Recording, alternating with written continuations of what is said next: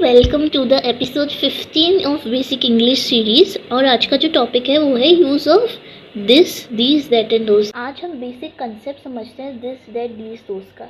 ये जो वर्ड्स हैं दिस, दैट, दीज, दोज, ये पॉइंट आउट करने के लिए किसी चीज़ को हम इशारा करके बताएं, ठीक है। यानी कि किसी चीज़ के बारे में हम पॉइंट आउट करके या इशारा करके हम इंफॉर्मेशन दें किसी चीज़ के बारे में, वहाँ पे हमें काम आता है। जैसे हिंदी में हम बोलते हैं ना, वो देखो वो मेरी फ्रेंड है जो जा रही है।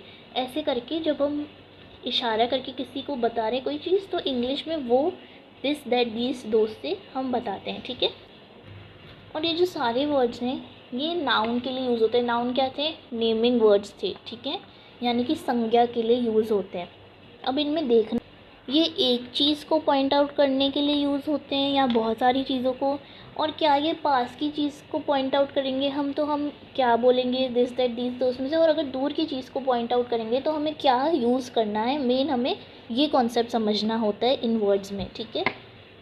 नाउन में क्या क्या आता है? Name of a person, place, animal और थिंग, ठीक है। किसी भी इंसान का नाम, किसी भी जगह का नाम, किसी भी एनिमल का नाम, किसी भी चीज़ का नाम, ये होता है नाउन, ठीक। तो देखो क्या लिखा है, दिस और that is used for a noun, यानी कि एक पर्सन, एक जगह, एक एनिमल या एक चीज़ के लिए दिस दैट को यूज़ कर सकते हैं, यानी कि सिंगुलर, यानी कि वन चीज़ के लिए ही यूज़ कर सकते हैं। सिंगुलर मतलब है वन एंड प्लूरल मतलब है मैनी, ठीक है। तो दिस और दैट हम सिंगुलर चीज़ों के लिए यूज़ करते हैं जो एक हैं, ठीक है।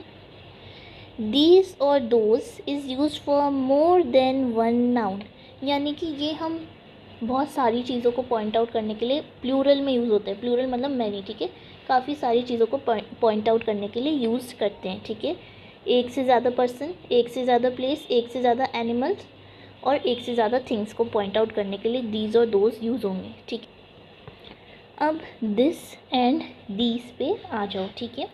लिखा है are use for people, animals, places and things that are near us, यानी कि दिस और दीज जो है हम उन चीज़ों को पॉइंट आउट करने के लिए यूज़ करते हैं जो कि हमारे पास में है। लोग, जो भी एनिमल्स, जो भी प्लेसेस, जो भी चीज़ें हमारे पास में है, उनको पॉइंट आउट करने के लिए, बताने के लिए हम दिस एंड दीज यूज़ करते हैं, ठीक है।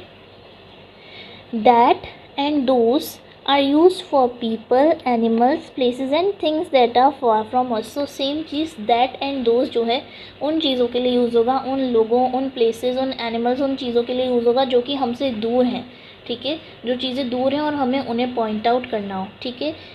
समझ में आ गया?